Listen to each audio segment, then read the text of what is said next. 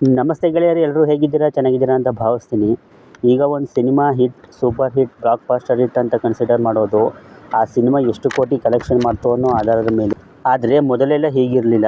ಒಂದು ಸಿನಿಮಾ ಎಷ್ಟು ದಿನ ಥಿಯೇಟರ್ನಲ್ಲಿ ಓಡ್ತು ಅನ್ನೋದರ ಮೇಲೆ ಆ ಸಿನಿಮಾ ಹಿಟ್ ಆ್ಯಂಡ್ ಫ್ಲಾಪ್ ಅಂತ ಕನ್ಸಿಡರ್ ಮಾಡ್ತಾಯಿದ್ರು. ಥಿಯೇಟರ್ನಲ್ಲಿ 100 ದಿನ ಪ್ರದರ್ಶನ ಕಂಡ ಸಿನಿಮಾಗೆ ಒಂದು ಮರ್ಯಾದೆ ಇರ್ತಾಯಿತ್ತು. 150 ದಿನ, 200 ದಿನ, 25 ವಾರ ಪ್ರದರ್ಶನ ಕಂಡ cinema all time blockbuster hit ಅಂತ ಕನ್ಸಿಡರ್ ಮಾಡ್ತಾಯಿದ್ರು. 100 ಡೇಸ್ ಕೊಟ್ಟ ಹೀರೋಗೆ ಮುಂದೆ ಒಳ್ಳೊಳ್ಳೆ ಅವಕಾಶಗಳು ಬರ್ತಾಯಿತ್ತು. ಹಾಗೆ ಆ ಹೀರೋ ರೆಕಮೆಂಡೇಷನ್ ಕೂಡ ಜಾಸ್ತಿ ಆಗ್ತಾಯಿತ್ತು. ಇವತ್ತಿನ ವಿಡಿಯೋದಲ್ಲಿ ಕರ್ನಾಟಕದಲ್ಲಿ ಹೈಯೆಸ್ಟ್ ಫ್ಯಾನ್ ಫಾಲೋವಿಂಗ್ ಹೊಂದಿರುವಂತಹ ಸೂಪರ್ ಸ್ಟಾರ್ಗಳಾದ ಚಾಲೆಂಜಿಂಗ್ ಸ್ಟಾರ್ ದರ್ಶನ್ ಮತ್ತು ಕಿಚ್ಚ ಸುದೀಪ್ ರವರ ಯಾವೆಲ್ಲ ಸಿನಿಮಾಗಳು ಥಿಯೇಟರ್ನಲ್ಲಿ 100 ದಿನ ಭರ್ಜರಿ ಪ್ರದರ್ಶನ ಕಂಡಿದೆ ಅನ್ನೋದನ್ನು ನೋಡೋಣ. ಸೊ ವಿಡಿಯೋವನ್ನು ಕೊನೆ ತನಕ ನೋಡಿ.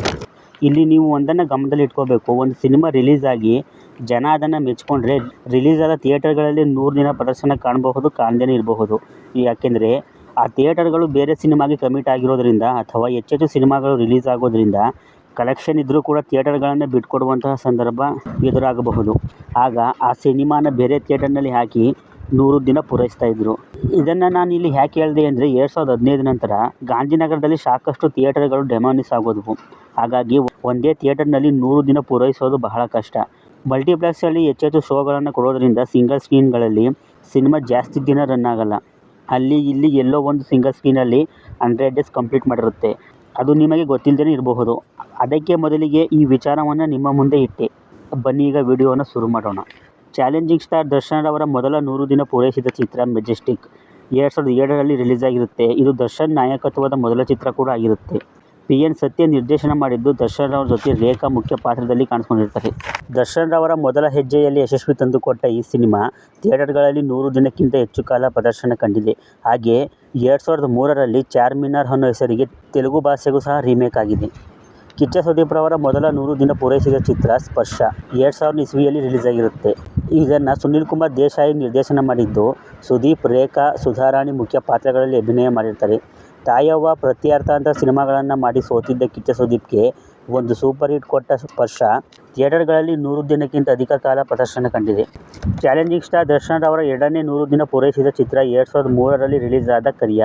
ಓಂ ನಂತರ ಅಂಡರ್ ವರ್ಲ್ಡ್ ಬೇಸ್ ಸ್ಟೋರಿ ಇಟ್ಕೊಂಡು ಬಂದು ದೊಡ್ಡ ಮಟ್ಟದಲ್ಲಿ ಬ್ಲಾಕ್ ಬಸ್ಟರ್ ಆದ ಸಿನಿಮಾ ಇದು. ಪ್ರೇಮ್ ರವರು ಇದನ್ನು ನಿರ್ದೇಶನ ಮಾಡಿದ್ದು. ದರ್ಶನ್ ಅವ್ರ ಜೊತೆ ಅಭಿನಯಶ್ರೀ ಹೀರೋಯಿನ್ ಆಗಿ ಕಾಣಿಸ್ಕೊಂಡಿರ್ತಾರೆ. ಈ ಸಿನಿಮಾ ಮೊದಲಿಗೆ ರಿಲೀಸ್ ಆದಾಗ 50 ದಿನ ಅಷ್ಟೇ ಥಿಯೇಟರ್ಗಳಲ್ಲಿ ಪ್ರದರ್ಶನ ಕಂಡು ಆನಂತರ ಎತ್ತಂಗಡಿಯಾಗಿರುತ್ತೆ. ಆದರೆ ಮತ್ತೆ ರಿಲೀಸ್ ಮಾಡಿದಾಗ ಥಿಯೇಟರ್ಗಳಿಗೆ ಜನಸಾಗರ ಹರಿದು ಬರುತ್ತೆ. ಇದರ ಹಾಡುಗಳಿಗೆ ಮನಸೋತ ಸಿನಿ ಪ್ರೇಕ್ಷಕರು ಸಿನಿಮಾವನ್ನು ಮೆಚ್ಕೊಳ್ತಾರೆ. ದರ್ಶನ್ ಅವರಿಗೆ ಸ್ಟಾರ್ ಪಟ್ಟ ತಂದುಕೊಟ್ಟಂತಹ ಕರಿಯ ಥಿಯೇಟರ್ಗಳಲ್ಲಿ 625 ದಿನ ಪೂರೈಸಿದೆ. ಅದು ಅಲ್ಲದೆ ಎಷ್ಟೋ ಬಾರಿ ರಿಲೀಸ್ ಕೂಡ ಆಗಿದೆ.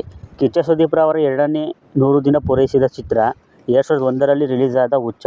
ಓಂ ಪ್ರಕಾಶ್ ರಾವ್ ನಿರ್ದೇಶನದಲ್ಲಿ ಮೂಡಿ ಬಂದಿದ್ದ ಈ ಸಿನಿಮಾದಲ್ಲಿನ ಕಿಚ್ಚ ಅನ್ನೋ ಪಾತ್ರದಿಂದಲೇ ಸುದೀಪ್ ರವರಿಗೆ ಕಿಚ್ಚ ಸುದೀಪ್ ಅನ್ನೋ ಹೆಸರು ಬಂದಿದ್ದು. 2001ರಲ್ಲಿ ಅತಿ ದೊಡ್ಡ ಬ್ಲಾಕ್ ಬಸ್ಟರ್ ಆದ ಹುಚ್ಚ ಚಿತ್ರದಿಂದ ಕಿಚ್ಚ ಸುದೀಪ್ ರವರು ಚಿತ್ರರಂಗದಲ್ಲಿ ಗಟ್ಟಿಯಾಗಿ ನೆಲೆ ಊರ್ತಾರೆ. ನಾಯಕಿಯಾಗಿ ರೇಖಾ ವೇದವ್ಯಾಸ್ ರವರು ಕಾಣಿಸಿಕೊಂಡಿದ್ದು. ಥಿಯೇಟರ್ಗಳಲ್ಲಿ ಇದು 25 ವಾರಗಳ ಭರ್ಜರಿ ಪ್ರದರ್ಶನ ಕಂಡು ಸಿಲ್ವರ್ ಜೂಬ್ಲಿ ಲಿಸ್ಟ್ಗೆ ಸೇರಿದೆ. ದರ್ಶನ್ ಅವರ ಮೂರನೇ 100 ದಿನ ಪೂರೈಸಿದ ಸಿನಿಮಾ ದಾಸ. ಇದು 2003ರಲ್ಲಿ ರಿಲೀಸ್ ಆಗಿರುತ್ತೆ.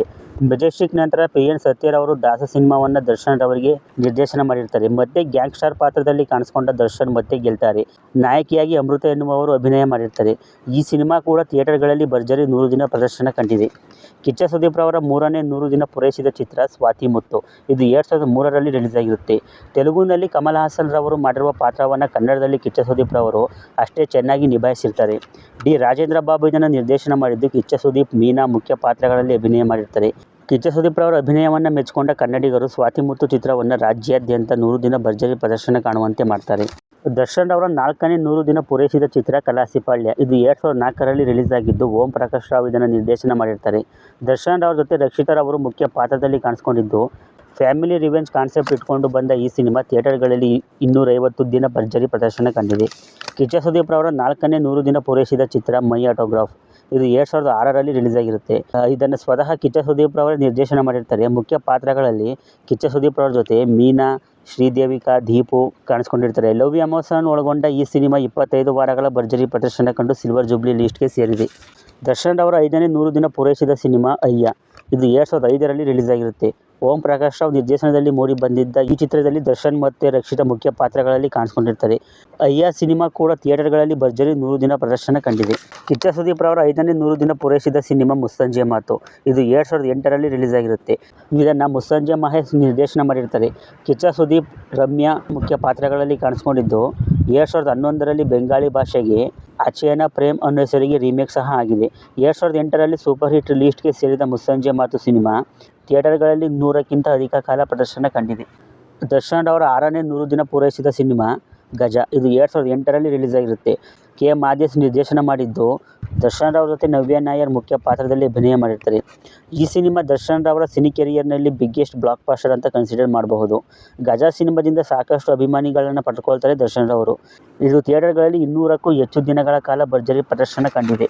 ಕಿಚ್ಚ ಸುದೀಪ್ ರವರ 6ನೇ 100 ದಿನ ಪೂರೈಸಿದ ಸಿನಿಮಾ ಮಸ್ತ್ ಮಜಾ ಮಾಡಿ. ಇದು ಕೂಡ 2008ರಲ್ಲಿ ರಿಲೀಸ್ ಆಗಿರುತ್ತೆ. ಇದನ್ನು ಅನಂತ್ ರಾಜು ನಿರ್ದೇಶನ ಮಾಡಿದ್ದು, ಕಿಚ್ಚ ಸುದೀಪ್, ವಿಜಯ್ ರಾಘವೇಂದ್ರ, ದಿಗಂತ್, ಕೋಮಲ್ ಕುಮಾರ್ ಮುಖ್ಯ ಪಾತ್ರಗಳಲ್ಲಿ ಅಭಿನಯ ಮಾಡಿರ್ತಾರೆ.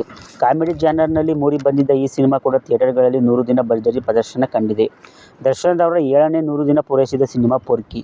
ಇದು 2010ರಲ್ಲಿ ಎಂ.ಡಿ. ಶ್ರೀಧರ್ ನಿರ್ದೇಶನದಲ್ಲಿ ಮೂಡಿ ಬಂದಿರುತ್ತೆ. ದರ್ಶನ್ ರಾವ್ ಜೊತೆ ಪ್ರಣೀತಾ ಸುಭಾಷ್ ಲೀಡ್ ರೋಲ್ನಲ್ಲಿ ಕಾಣಿಸಿಕೊಂಡಿರ್ತಾರೆ. ಇದೊಂದು ರೀಮೇಕ್ ಸಿನಿಮಾ ಆದರೂ ಕೂಡ ಕನ್ನಡದಲ್ಲಿ ಬ್ಲಾಕ್ ಬಸ್ಟರ್ ಆಗಿರುತ್ತೆ. ದರ್ಶನ್ ರವರಿಗೆ ಮತ್ತೊಂದು ಯಶಸ್ವಿ ತಂದುಕೊಟ್ಟ ಪೊರ್ಕಿ ಥಿಯೇಟರ್ಗಳಲ್ಲಿ 100 ದಿನಕ್ಕಿಂತ ಅಧಿಕ ಕಾಲ ಪ್ರದರ್ಶನ ಕಂಡಿದೆ. ಕಿಚ್ಚ ಸುದೀಪ್ ರವರ 7ನೇ 100 ದಿನ ಪೂರೈಸಿದ ಸಿನಿಮಾ ವೀರ ಮದಕರಿ. ಇದು 2009ರಲ್ಲಿ ರಿಲೀಸ್ ಆಗಿರುತ್ತೆ. ಇದನ್ನು ಸ್ವತಃ ಕಿಚ್ಚ ಸುದೀಪ್ ರವರೇ ನಿರ್ದೇಶನ ಮಾಡಿರ್ತಾರೆ. 2009ರಲ್ಲಿ ಬ್ಲಾಕ್ ಬಸ್ಟರ್ ಲಿಸ್ಟ್ಗೆ ಸೇರಿರುತ್ತೆ. ಸುದೀಪ್ ರವರು ಕ್ಲಾಸ್ ಸಿನಿಮಾಗಳನ್ನು ಮಾಡಿ ಹೆಸರು ಮಾಡಿರ್ತಾರೆ. ಅಲ್ಲಿಯವರೆಗೆ ಅವರಿಗೆ ಒಂದು ಮಾಸ್ ಇಮೇಜ್ ಬೇಕಿರುತ್ತೆ. ಆ ಸಮಯದಲ್ಲಿ ವೀರ ಮದಕರಿ ಬಿಗ್ಗೆಸ್ಟ್ ಬ್ಲಾಕ್ ಬಸ್ಟರ್ ಆಗಿ ಕಿಚ್ಚ ಸುದೀಪ್ ರವರಿಗೆ ಮಾಸ್ ಇಮೇಜ್ ಅನ್ನು ತಂದುಕೊಟ್ಟಿರುತ್ತೆ. ಈ ಸಿನಿಮಾ ಥಿಯೇಟರ್ಗಳಲ್ಲಿ 100ಕ್ಕಿಂತ ಅಧಿಕ ಕಾಲ ಭರ್ಜರಿ ಪ್ರದರ್ಶನ ಕಂಡಿದೆ. ದರ್ಶನ್ ರವರ 8ನೇ 100 ದಿನ ಪೂರೈಸಿದ ಸಿನಿಮಾ ಸಾರಥಿ. 2011ರಲ್ಲಿ ರಿಲೀಸ್ ಆಗಿರುತ್ತೆ. ಇದನ್ನು ದರ್ಶನ್ ರವರು ತಮ್ಮ ದಿನಕರ್ ತುಗ್ದೀಪ್ ರವರು ನಿರ್ದೇಶನ ಮಾಡಿರ್ತಾರೆ. ದರ್ಶನ್ ರವರು ಜೈಲಲ್ಲಿ ಇದ್ದಾಗ ಅವರ ಕೆರಿಯರ್ ಇನ್ನೇನು ಮುಗಿದೋಯ್ತು ಅನ್ನೋ ಸಂದರ್ಭದಲ್ಲಿ ರಿಲೀಸ್ ಆದ ಸಾರಥಿ ಸರ್ಪ್ರೈಸ್ಲಿ ಬ್ಲಾಕ್ ಬಸ್ಟರ್ ಆಗಿರುತ್ತೆ. ಅಲ್ಲಿಂದ ದರ್ಶನ್ ರವರ ಕೆರಿಯರ್ಗೆ ಇನ್ನೊಂದು ತಿರುವು ಸಿಕ್ತು ಅಂತ ಅನ್ಬಹುದು.